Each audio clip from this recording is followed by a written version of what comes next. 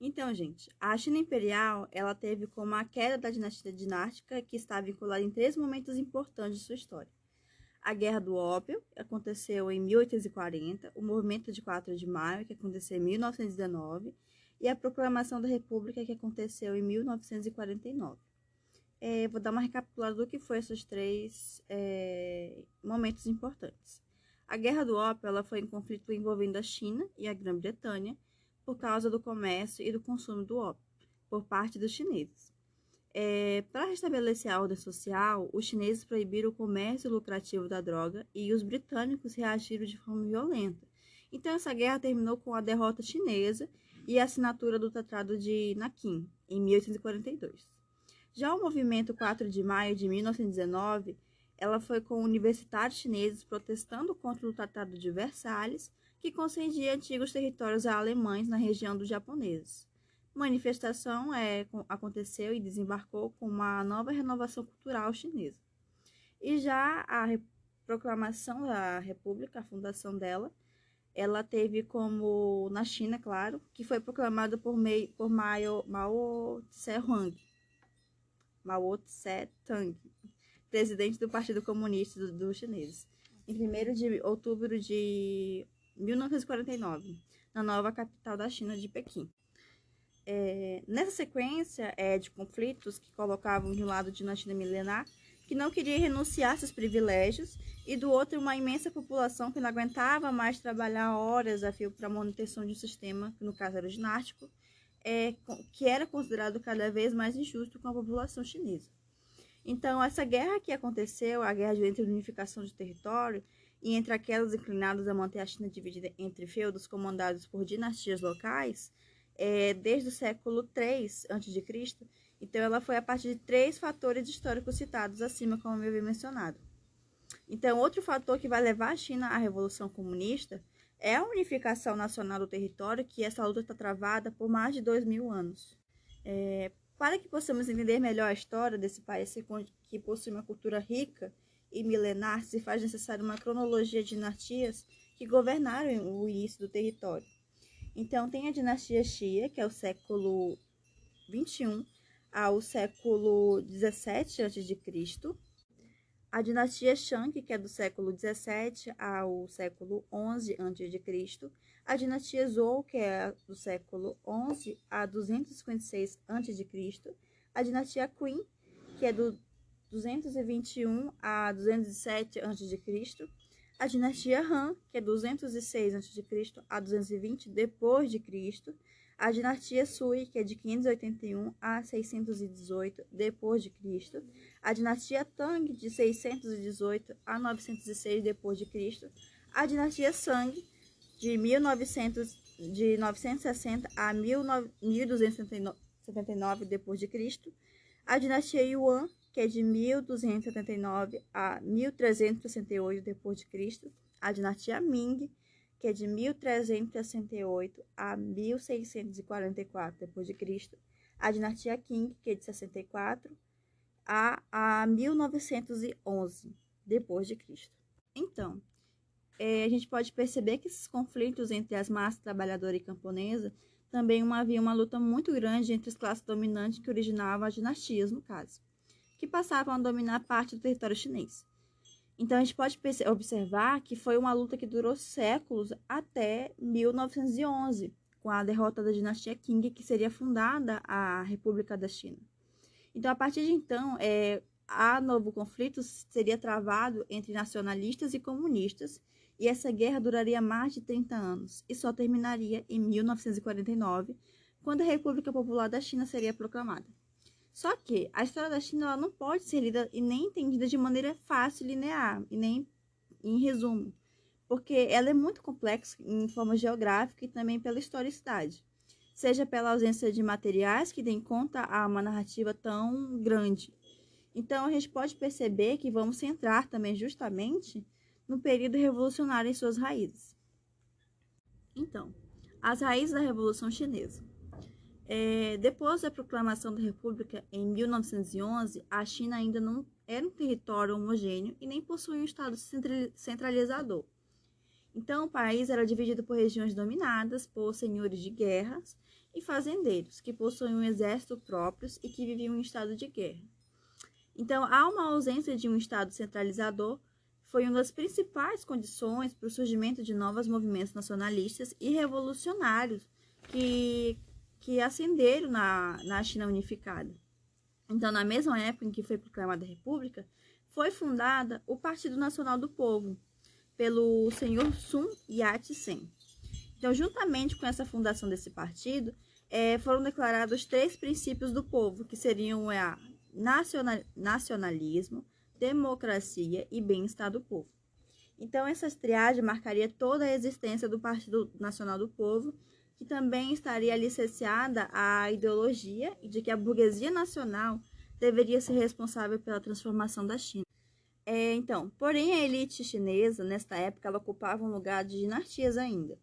E não se diferenciava muito de exploração de guerra contra a massa da população. Então, essa condição precária social da China e a Revolução Russa, que aconteceu em 1917, ela faria com que em 1921 fosse fundado o Partido Comunista da China. A partir de então, essas 3 forças se digladiaram nesse período de transformação do país: os nacionalistas, os comunistas e a burguesia. Em 1923, por iniciativa do líder do Partido Nacional dos Povos, os 3 princípios foram reformulados para as 3 grandes políticas do povo: cooperação com os comunistas, cooperação com a União Soviética e a atenção aos operários e camponeses. Porém, a relação e cooperação entre os nacionalistas e os comunistas não vão durar muito. Então, apesar dessa vontade do Sun Yat-sen de cooperar com os comunistas, havia uma força muito grande dentro do Partido Nacional do Povo, que era contra a ideologia desses comunistas. No caso, é a burguesia nacional, os militaristas e os latifundiários. Com a morte do Yat-sen, em 1925, esses setores tomaram a frente do Partido Nacionalista e passaram a organizar um golpe contra os comunistas. Então, liderados por Chiang Kai-shek, esse setor rompe com o Partido Comunista na China em 1927. Esse fato histórico deu origem à Segunda Guerra Civil e constituiu uma cisão política do país. De um lado, os operários e camponeses representados pelos comunistas e de outro, a burguesia nacional e internacional e os latifundiários, representados pelo Partido Nacional do Povo. Outro momento histórico faria com que esses comunistas nacionalistas se unissem novamente à invasão do território chinês pelos japoneses em 1931. Aos olhos da população, na guerra contra o Japão, que durou de 1931 a 1947, o Partido Nacional do Povo, que empenhou para derrotar o inimigo que tinha por objetivo colonizar o território chinês. Então, os comunistas que foram identificados pela população como aqueles que lutaram pela liberdade do país.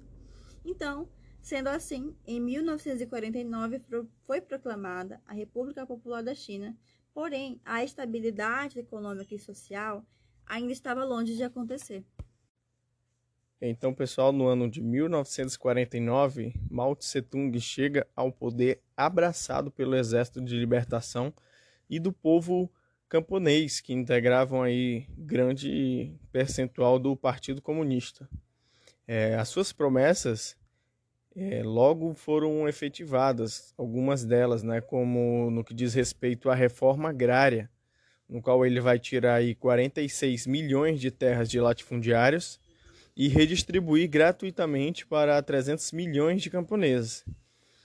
Essas terras foram doadas com a finalidade de uma agricultura familiar e também no qual o Mao acreditava que seria a base para a obtenção de matérias-primas para industrialização, né? Numa espécie ali de comércio para industrialização, para aquisição, né? Numa espécie de troca, de venda, né? De exportação dessas matérias-primas para obtenção de tecnologias para industrialização e outros campos também. Então, só que essa divisão, ela colocou na mão do campesinato menos de 1 hectare de terra, né? Então, essa acumulação de capital esperada por Mao, ela foi lenta. Ela não produziu na quantidade, na rapidez que Mao esperava, porque uma das propostas, né, dos slogans de Mao era que em cerca de 15 anos, né, a China se tornaria a maior potência mundial.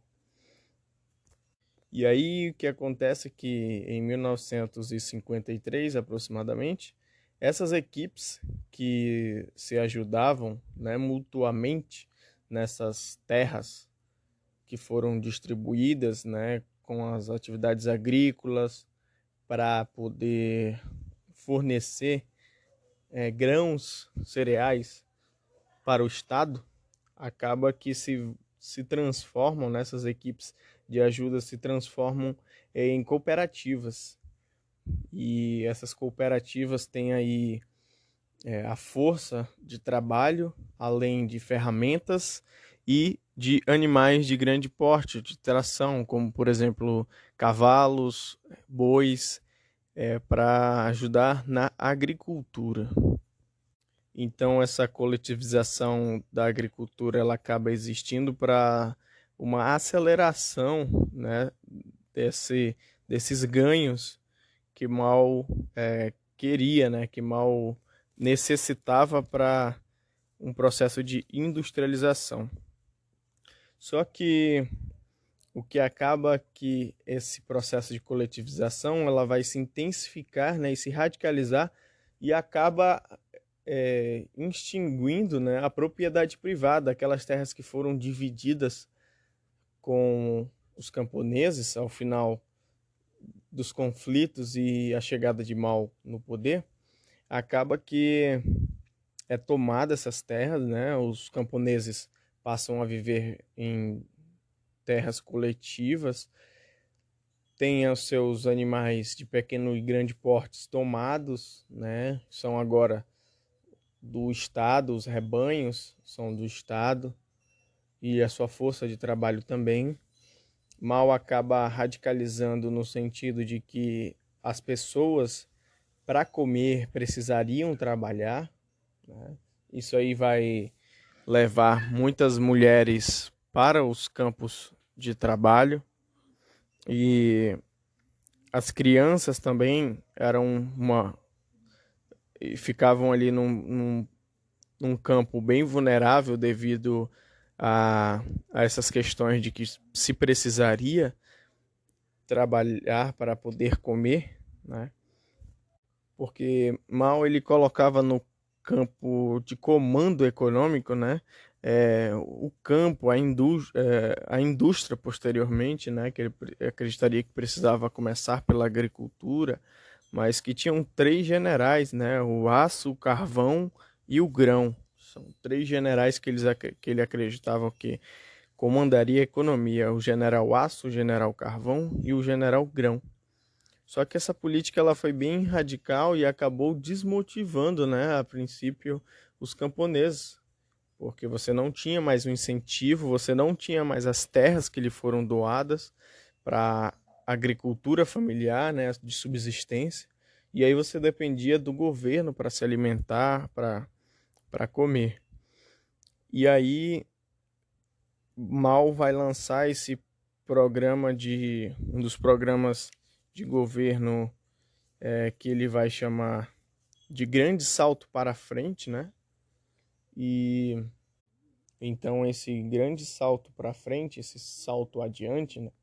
Ele visava o quê? Ele visava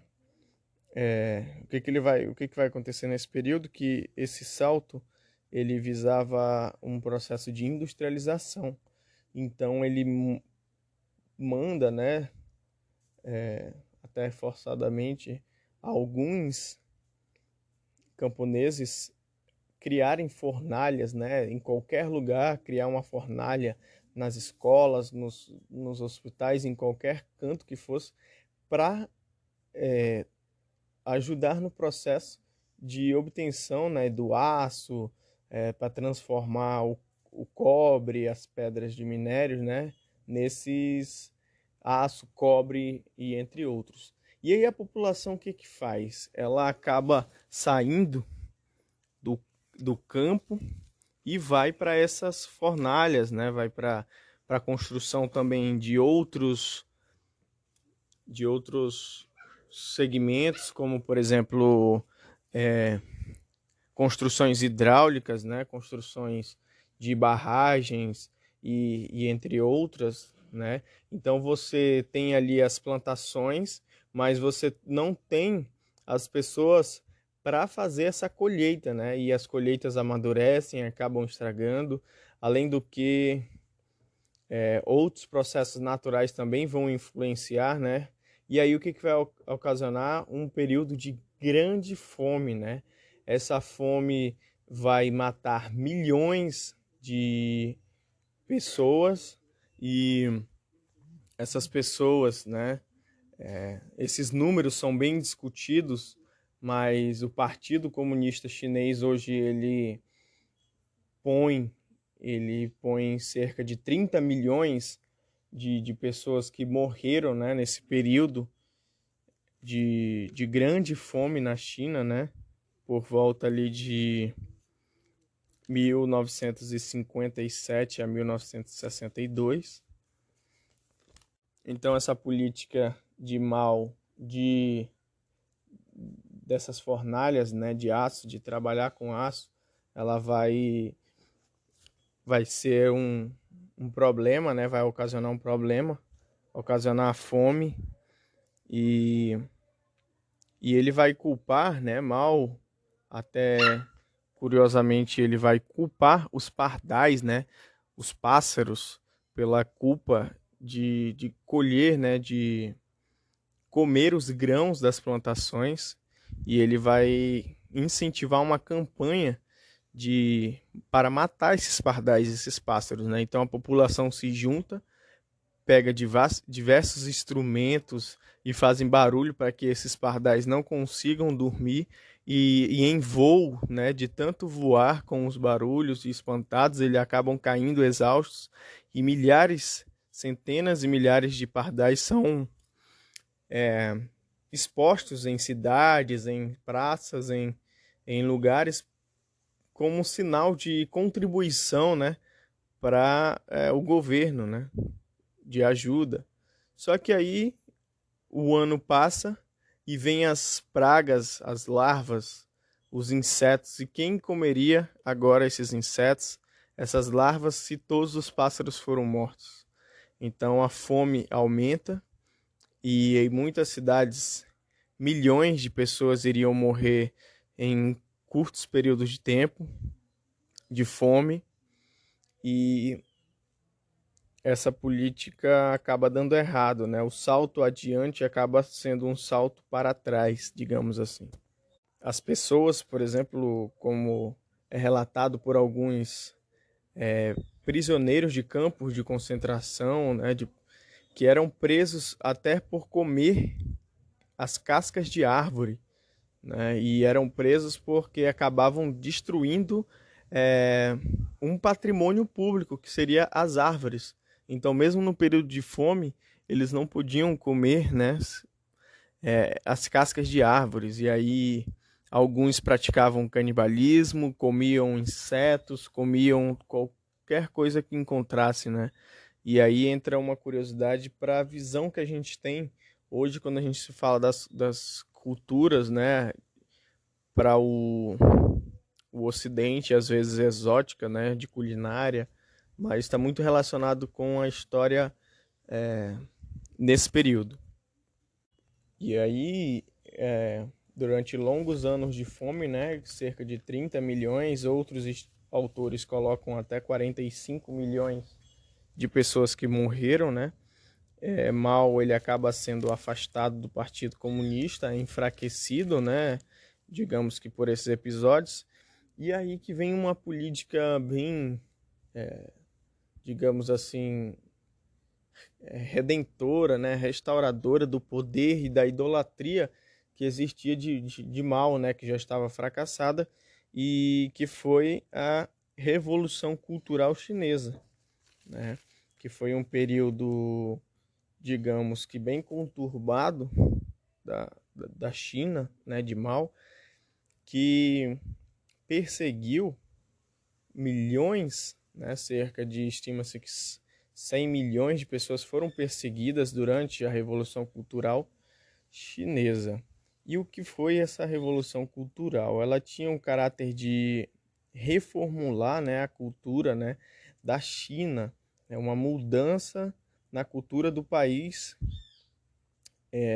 para expurgar, né, para expulsar as coisas do mundo ocidental, as influências do mundo ocidental, né, como por exemplo comidas, vestimentas, bebidas, tudo que fosse norte-americanas ou europeias e que não fossem, né, inclusive as mitologias, o passado da China, ele também foi esquecido, foi abandonado nesse período, né? Houve uma espécie de endeusamento de Mao, né? Os jovens, por exemplo, eles estavam convictos de uma necessidade de revolução e também queriam viver a mesma revolução que os pais dele fizeram, né? Tiveram. Então, esses jovens ali, eles vão fazer parte da Guarda Vermelha, né?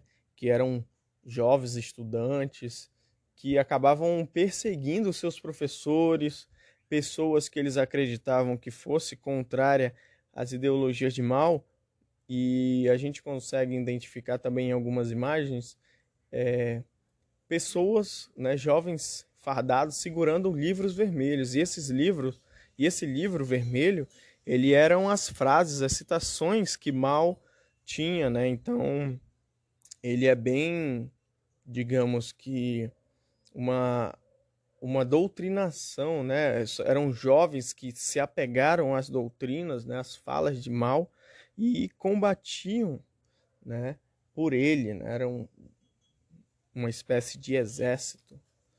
E temos por curiosidade também o relato de alguns desses combatentes da Guarda Vermelha que eles fariam qualquer coisa por Mao, né? Inclusive um deles que conta a história, né? Alguns deles que contam a história que, por exemplo, eles não aceitavam só perseguir, né, aquelas pessoas contrárias, que eles chamavam de direitista ou de antissocialista, né?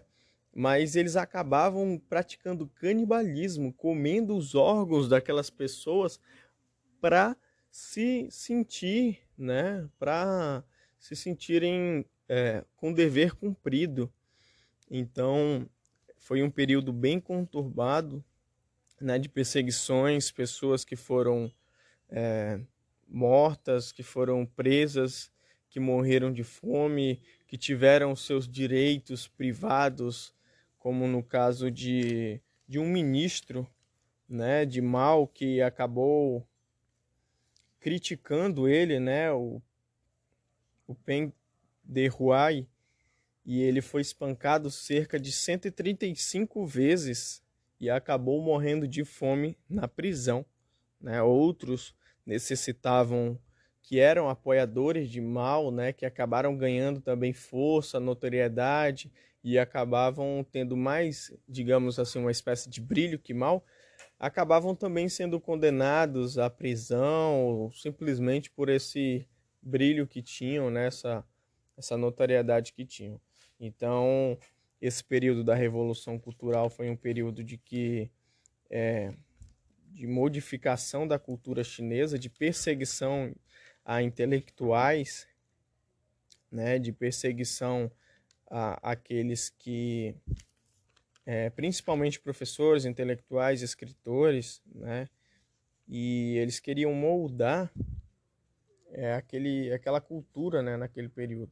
Então, esses protagonistas, né, da Guarda Vermelha de Mao, eles acabavam renegando, né, o que seria o que eles acreditavam como um atraso ou também influências ocidentais na China, né? Então, a gente tem bem claro nesses pontos que as políticas de Mao, né, vão acarretar, as políticas erradas, né, vão causar a morte aí de 30 milhões de pessoas aproximadamente.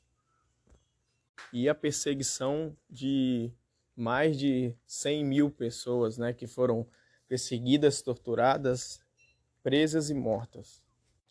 Agora, para finalizar, como o Partido Comunista Chinês transformou a China? No dia 1º de julho de 2021, agora recentemente, o Partido Comunista Chinês, fundado em Xangai, completou cerca de 100 anos de existência.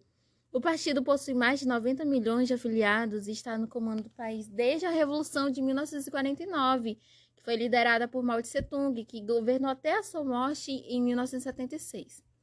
Em 1978, quem sucede o poder é o líder comunista Deng Xiaoping.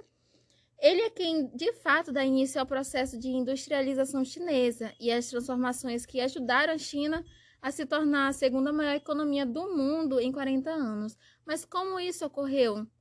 Naquela década ainda de 70, a China era um país imensamente populoso já, só que profundamente pobre e agrário.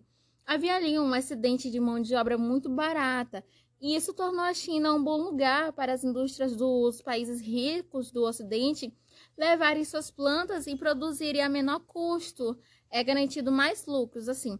Só que o porquê disso? O período de 1933 a 1980 nos Estados Unidos e de 1945 a 1980 na Europa é definido como os anos dourados do capitalismo. Nos Estados Unidos, a depressão econômica, que foi de 1929 a 1933, levou à adoção do New Deal, que pretendia resgatar a economia americana por meio de fortes investimentos públicos e da valorização dos salários. Na Europa, no pós-guerra, houve um avanço nas políticas sociais, o que levou à criação da chamada social-democracia europeia. Então, as políticas sociais, somadas ao pleno emprego, levaram a uma valorização dos salários e, a partir dos anos de 1970, por uma série de razões, começou a tornar a produção nesses países viável para a indústria. Em contrapartida, a China estava ali cheia de gente para trabalhar. E como não havia conflitos com o Ocidente, as plantas industriais começaram a ir para lá e a China se tornou a fábrica do mundo. Então, essa ida das empresas para a China, o governo chinês começou a investir na infraestrutura do país e assim dando o primeiro salto econômico. E além disso, o país se beneficiou da transferência de tecnologia. Por exemplo, para uma indústria de tecnologia se instalar na China, se aproveitando seus baixos custos de produção, era necessário que a empresa transferisse para lá o como fazer de determinado produto tecnológico para que os chineses pudessem também produzir. Com isso, a China aos poucos foi deixando de ser apenas um país que recebia plantas industriais do Ocidente para criar suas próprias companhias estatais ou privadas, o que deu um novo impulso ao seu crescimento. E como funciona a economia chinesa? A economia chinesa envolve o Estado, estatais, companhias privadas. O Estado define a direção do país por meio de planos quinquenais, que são de 5 a 5 anos. E as estatais contratam empresas privadas para fornecer serviços, obras e produtos.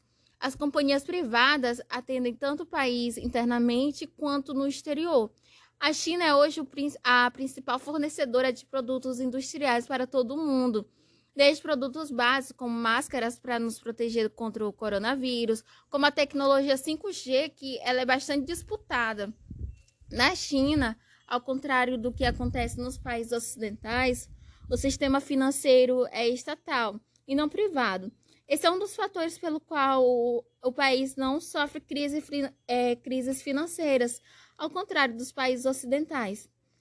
Atualmente, a China continua sendo comandada pelo Partido Comunista Chinês e o seu líder é Xi Jinping desde 2013. Agora sobre os avanços sociais, né? A China, no ano passado, 2020, anunciou o fim da pobreza extrema, né? E pretende expandir sua classe média. Hoje é estimada em 400 milhões de pessoas, quase o dobro da população do Brasil, né? Para mais 700 milhões de pessoas. Ou seja, o país convive ainda com um cenário de desigualdade entre a forte ascensão social, a erradicação da pobreza e trabalhadores vivendo ainda em situação de precariedade. Esse podcast conta com a participação dos alunos Nadson, Rebeca, Valquíria e eu, Vanessa. E nos vemos no próximo capítulo.